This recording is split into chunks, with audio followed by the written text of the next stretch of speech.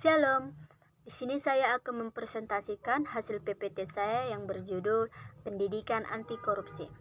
Pertama-tama saya akan memperkenalkan diri saya terlebih dahulu.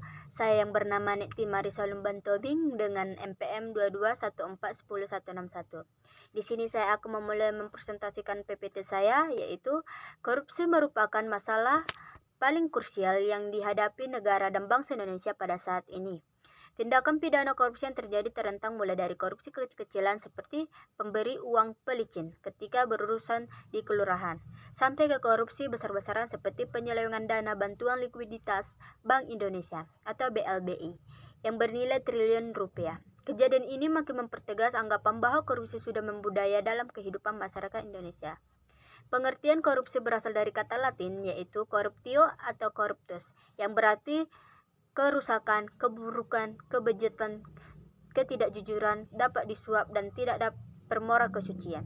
Dalam bahasa Inggris dan bahasa Perancis, corruption berarti menyalahgunakan wewenangnya untuk menguntungkan dirinya sendiri.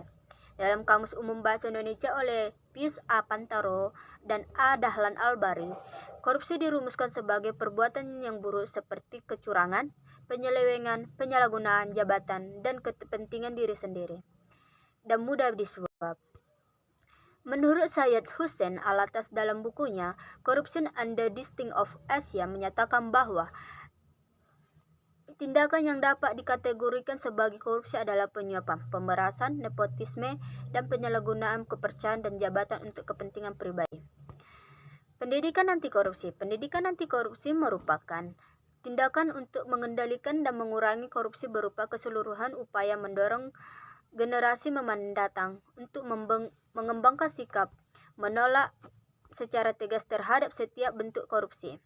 Mentalitas anti korupsi ini akan terwujud jika kita secara sadar membina kemampuan generasi mendatang, seperti mampu mengidentifikasikan sebagai kelemahan dari sistem nilai yang mereka warisi dan memperbarui sistem nilai warisan yang situasi yang baru. Hal yang sama dinyatakan oleh Dharma 2003. Secara umum tujuan pendidikan anti korupsi adalah 1. Pembentukan pengetahuan dan pemahaman mengenai bentuk korupsi dan aspek-aspeknya. Yang kedua, pengubahan persepsi dan sikap terhadap korupsi. Yang ketiga, pembentukan keterampilan kecakapan baru yang ditunjukkan untuk melawan korupsi. Dengan ketiga tujuan tersebut, itu dapat dilihat bahwa pendidikan anti korupsi meskipun mempunyai sasaran utama sebagai pendidikan nilai dan akan tetapi tetap meliputi ketiga ranah pendidikan sebagai dikemukakan oleh Bloom, yaitu pengembangan ranah kognitif, efektif, dan psikomotor siswa.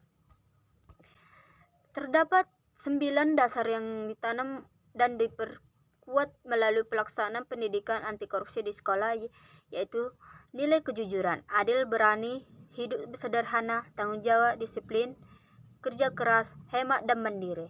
Nilai ini sebenarnya ada di masyarakat aspek zaman dahulu dan termuat secara jelas dan mendasar falsafah negara Pancasila.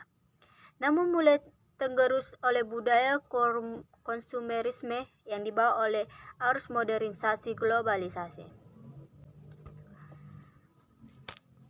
Beberapa hal yang bisa diupayakan untuk menetapkan pemahaman dan penerapan nilai-nilai anti korupsi adalah yang pertama itu teladan yang baik dari atasan. Pemimpin atau atasan dapat memberi contoh nyata tentang pengalaman nilai-nilai anti korupsi di lingkungan kerjanya. Contohnya, yang baik pasti akan diikuti oleh anak buah yang dijalankan secara terus-menerus. Yang kedua, membangun lingkungan kerja yang membudayakan anti korupsi. Korupsi bisa terjadi bila didukung kondisi lingkungan kerja yang kurang baik. Saat ini di lingkungan DJPB direncanakan program wilayah bebas dari korupsi atau WBK.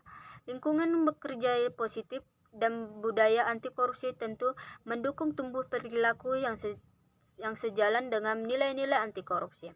Yang ketiga, menerapkan kode etik pegawai untuk mencegah pelanggaran atau korupsi.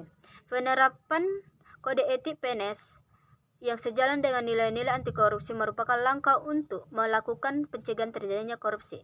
Kode etik mengarahkan para pegawai tata aturan berperilaku semestinya dijalankan. Sekian hasil PPT saya mengucapkan terima kasih.